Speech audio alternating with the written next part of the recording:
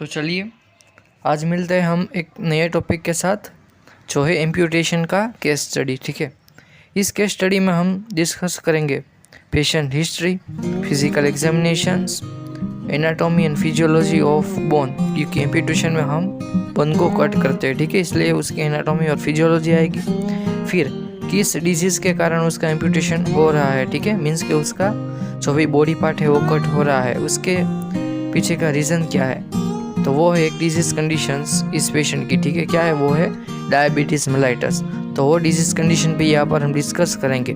आपका जो भी पेशेंट है अगर उसका एम्प्यूटेशन है और उसका रीज़न उसकी डिजीज़ कंडीशन और उसकी जो अंडरलाइंग कंडीशन है वो है डायबिटीज़ मेलाइटस, तो वो यहाँ पर आप पूरा का पूरा ये केयर प्लान और ये केस स्टडी लिख सकते हो। ठीक है, अगर उस पेशेंट को कोई भी गैंग्रीन है, ठीक है, गैस गैंग्रीन, वेट गैंग्रीन और उसके रीज़न बिहाइंड एम्प्यूटेशन करना पड़ रहा है तो उसके जो भी डिजीज कंडीशन होगी वो कोई दूसरी होगी। ठीक है, तो यहाँ पर अगर आपका पेशेंट डायबिटीज़ मेलाइटस से सफ़र है और उसके रीज़न से ही एम्प्यूटेशन करना पड़ रहा है तो वो आप बैठा का बैठा ये केस स्टडी लिख सकते हो। ठीक है, तो डिजीज कंडीशन में डायबिटीज़ मेलाइटस, फिर laboratory investigation, medications, nursing diagnosis and nursing process के साथ health educations, resource and summary भी यहाँ पर हम देखेंगे।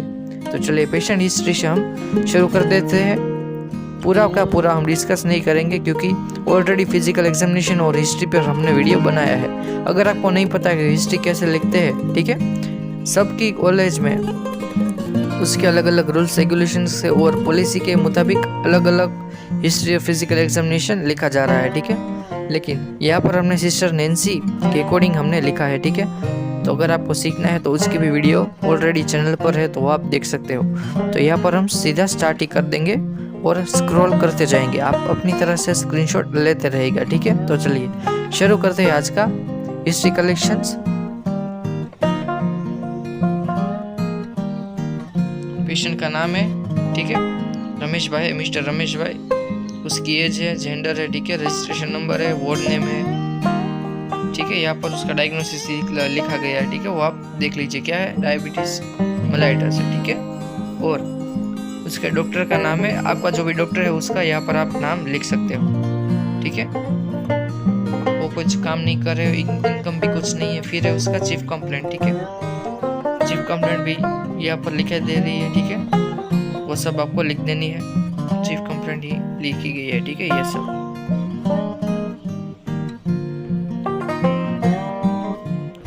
फिर हिस्ट्री ऑफ पेशेंट इलनेस, यहाँ पर लिखेंगे हम present medical history, present surgical history और पास्ट मेडिकल हिस्ट्री और past medical history.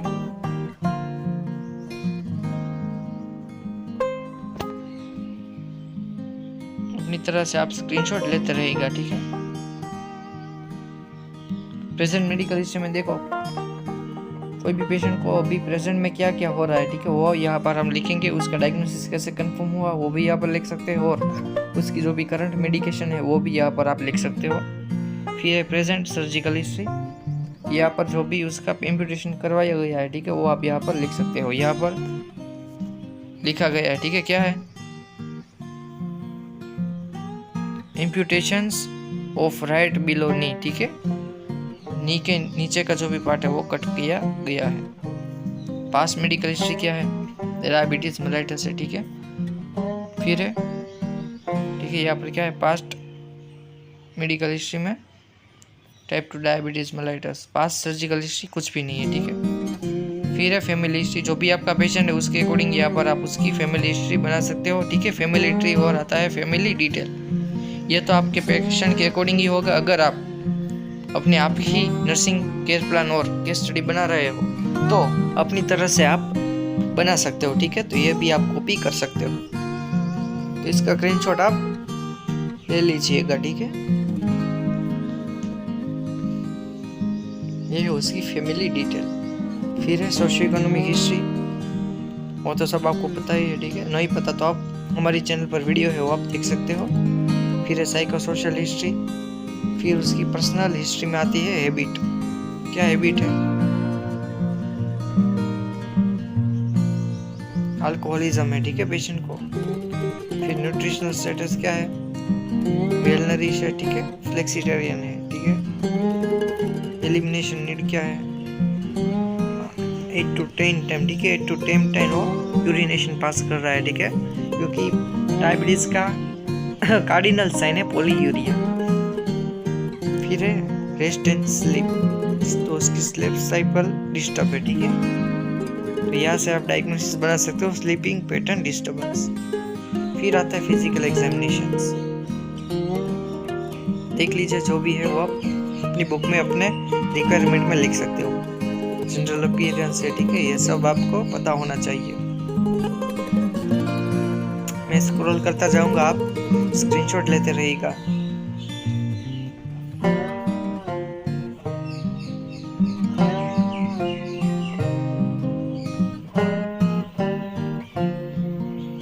Diabetes patient को मोस्ट ऑफ आई कॉम्प्लिकेशन रहती है, ठीक है, ओक्यूलर कॉम्प्लिकेशंस डायबिटीज के पेशेंट में दिखने को मिलती है। तो यहाँ पर पेशेंट के क्या है, मायोपिया, ठीक है, ये अबनॉर्मलिटी है।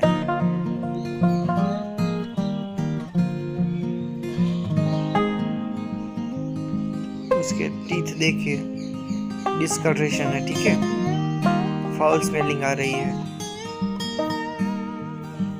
फिर है चेस्ट, थोरैक्स,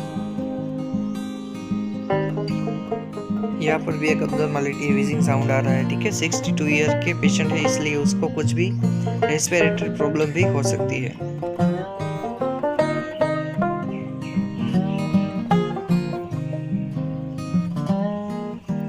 ये यहाँ पर है लोअर राइट लिम्ब डिस्टर्ब है, क्योंकि यहाँ पर क्या किया गया है, एम्पुटेशन, और left arm in range of motion normal है, ठीक है। राइट लेग है, ठीक है, उसमें भी उसमें अबनॉर्मलिटी है, क्योंकि वो उसका कॉम्पिटिशन किया गया है। यहाँ पर हम फाइंडिंग भी आप लिख सकते हो, ये आप गुड इंप्रेशन पड़ेगी, ठीक है। मेरी तो देखिए पड़ गई है गुड, ठीक है, इसलिए आप भी यहाँ पर ऐसा लिख सकते हो फाइंडिंग। जो भी अबनॉर्मलिटी है वो यहाँ पर आप लिख सकते हो। फिर आती है उसकी एनाटॉमी, इसके ऊपर हम डिस्कस करेंगे तो वीडियो बहुत ही लंबा हो जाएगी, इसलिए आप सिर्फ स्क्रीनशॉट लाइए और लिख दीजिए, ठीक है, क्योंकि ऐसा कुछ हार्ड नहीं है। एक बार आप रीड करेंगे तो आपको समझ में आ जाएगा, ठीक है। बोन की प्रॉपर्टीज यहाँ पर दिखाई गई है, ठीक है। डेवलपमेंट ऑफ बोन, ठीक है, दो तरह से बोन बनता है, एक मेम्ब्रेन से और कार्टिलेज से, वो आप लिख देगा। अगर आपको केस स्टडी है तो ही आप ये सब लिखेगा। अगर सिर्फ आपको केयर प्लान बनाने का ऑर्डर मिला है तो सिर्फ आप फिजिकल एग्जाम के बाद, ठीक है, फिजिकल एग्जामिनेशन के बाद डायरेक्ट आपको क्या लिख देना है, लेबोरेटरी इन्वेस्टिगेशन, ये सब आपको लिखने की कोई ज़रूरत नहीं है।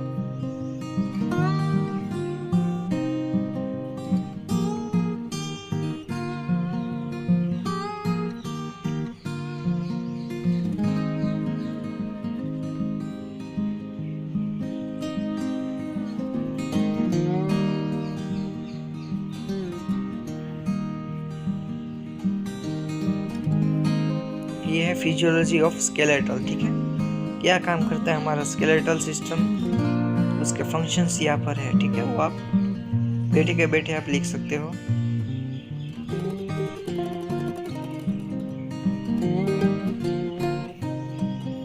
शुरू होती है अब हमारी डिजीज कंडीशन, ठीक है, डायबिटीज मेलाइटस, उसकी डेफिनेशन है, ठीक है, पूरे के पूरे डिजीज कंडीशन है। अगर आपको रिक्वायरमेंट असाइनमेंट भी मिला है तो भी आप यहाँ पर ये डिजीज कंडीशन पूरी लिख सकते हो। क्लासिफिकेशन है डायबिटीज के, ठीक है, प्राइमरी है, प्राइमरी में आते हैं टाइप 1 एंड टाइप 2, ठीक है, 2। अगर आपको डायबिटीज समझना है तो आप उसके कमेंट कर सकते हो, मुझ पे भी बड़े विस्तार से और आसानी से आप सीखेंगे। अभी तो सिर्फ स्क्रीनशॉट से ही आप काम चला लीजिए।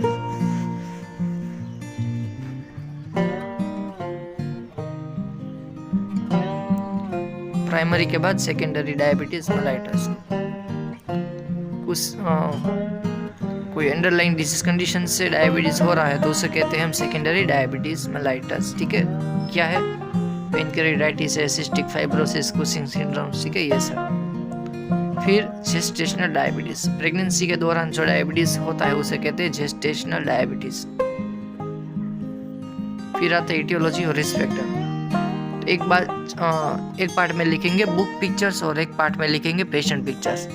बुक में जो भी रिस्क फैक्टर इटियोलॉजी दिखाई दे रही है, ठीक है, वो सब यहाँ पर अब लिख देंगे। और पेशेंट को कौन से रिस्क फैक्टर से डायबिटीज मेलाइटस हुआ है उसके सामने आपको राइट करना है, ठीक है। इसका स्क्रीनशॉट भी आप ले लीजिए।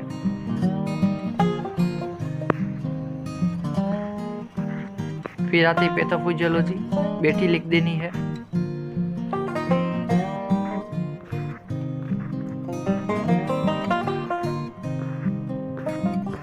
क्लिनिकल पिक्चर में भी बुक में जो भी क्लिनिकल फीचर है वो लिख देने हैं और पेशेंट में क्या क्या दिखाई दे रहा है वो यहाँ पर आप उसके सामने टिक करना है, ठीक है।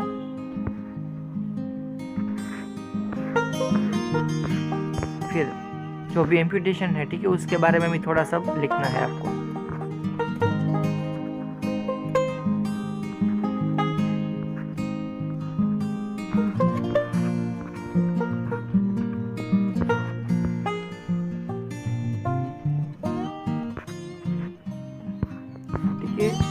बिलो नी से, ठीक है, बिलो नी से हमने कट किया है तो उसे कहते हैं ओपन एम्पुटेशन। एम्पुटेशन ओपन भी हो सकता है और क्लोज भी हो सकता है।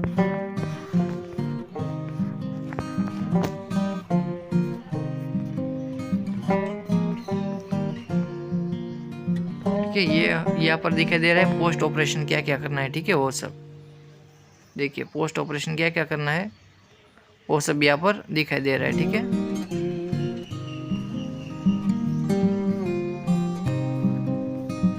कॉम्प्लिकेशन से, ठीक है, ये कॉम्प्लिकेशन है डायबिटीज मेलाइटस की। बहुत ही आईएमपी क्वेश्चन है एग्जाम के लिए भी।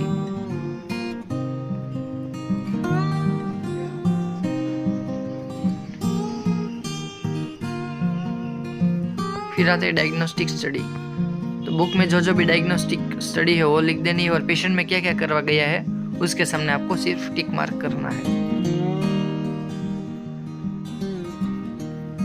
फिर लेबोरेटरी इन्वेस्टिगेशन, ये पार्ट आता है हमारा केयर प्लान का, ठीक है।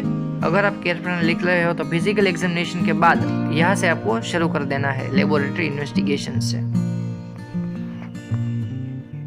आप स्क्रीनशॉट ले सकते हो, ठीक है। ये तो हो गई डायबिटीज के लेबोरेटरी इन्वेस्टिगेशन, ठीक है, RBS, PP2BS। उसकी मेडिकेशन क्या है, ठीक है, प्रोपेनॉल है, NTD इम्यूनोग्लोबुलिन है, मेटफॉर्मिन है, सिफाजोलिन, ठीक है, डाइक्लोफेनाक, पैरासीटामोल, ये सब उसको दे जा रहा है अभी, ठीक है। फिर आता है हमारा मेन पार्ट, ठीक है, हार्ट ऑफ नर्सिंग लाइफ, ठीक है, नर्सिंग डायग्नोसिस। पहला नर्सिंग डायग्नोसिस है एक्यूट पेन, ठीक है, कट किया गया है पेशेंट का लेग तो पेन तो होगा। Acute pain related to surgery और amputation is evidence by pain scale score, बहुत इंपॉर्टेंट डायग्नोसिस है। फिर है impaired physical mobility related to loss of limb is evidence by observation, ठीक है। एक्चुअल डायग्नोसिस ही हमने यहाँ पर लिखे गए है, ठीक है। फिर है hyperthermia related to surgery as evidence by taking vital science. 3 diagnosis है, बहुत ही इंपॉर्टेंट है, किसी भी तरह से आपको ये याद कर लेना है, ठीक है, कुछ भी हो जाए।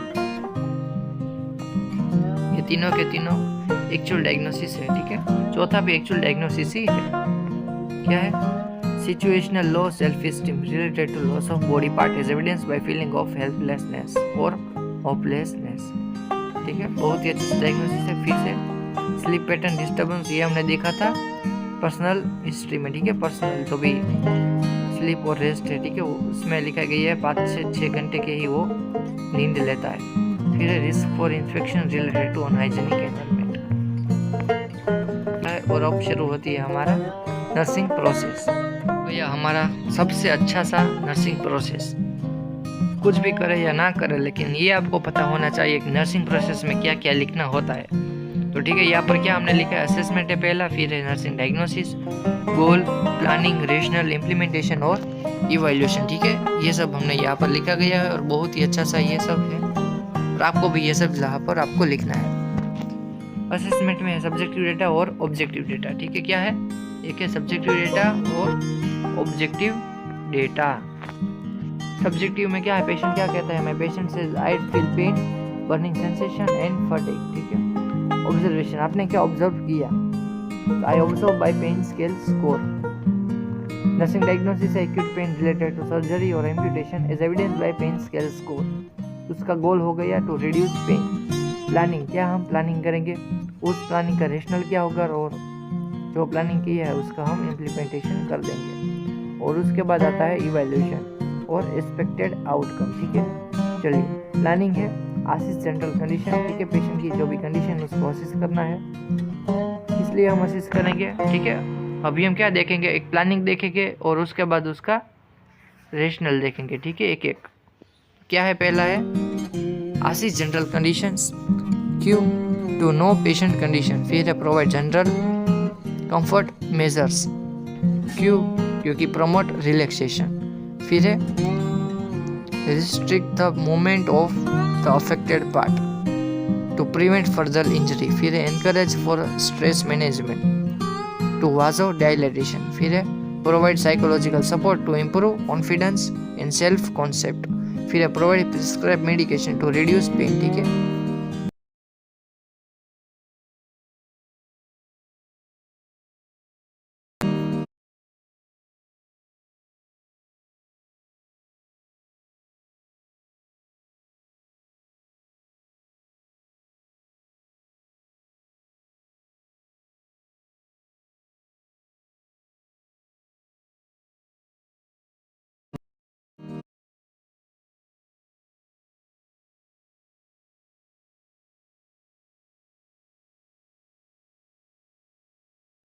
इसके अलावा हॉट कोल्ड एप्लीकेशन जो भी है वो भी यहाँ पर आप लिख सकते हो, ठीक है।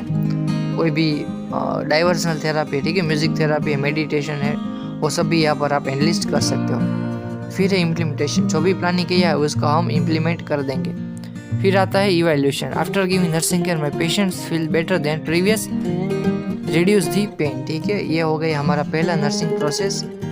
उसके बाद आते हैं दूसरी, एक केयर प्लान और एक केस स्टडी में हम दो ही नर्सिंग प्रोसेस डिस्क्राइब करते हैं, ठीक है। तो ये है हमारा दूसरा नर्सिंग प्रोसेस, क्या है, impaired physical mobility related to loss of limb as evidence by observation, ठीक है। पेशेंट चल नहीं रहा है, उसको अच्छी तरह से चलना सिखाएंगे, ठीक है, उसको कहते हैं रिहेबिलिटेशन, ठीक है, to bring back into normal life. उसमें आता है सब्जेक्टिव डेटा और ऑब्जेक्टिव डेटा असेसमेंट में।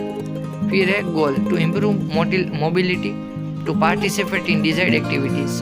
प्लानिंग है, रेशनल है और इम्प्लीमेंटेशन है। क्या प्लानिंग है, असिस जनरल कंडीशन, क्यों, to know patient condition, provide stump care for well healing and prevent infection. Stump care means के जो भी ड्रेसिंग करते हैं, ठीक है, वो सब।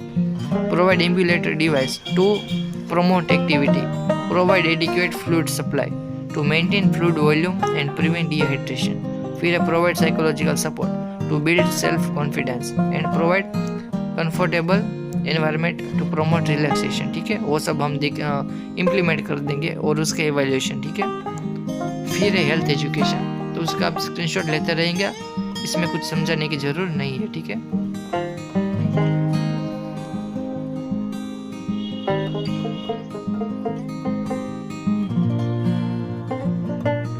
फिजिकल एक्टिविटीज है, ठीक है।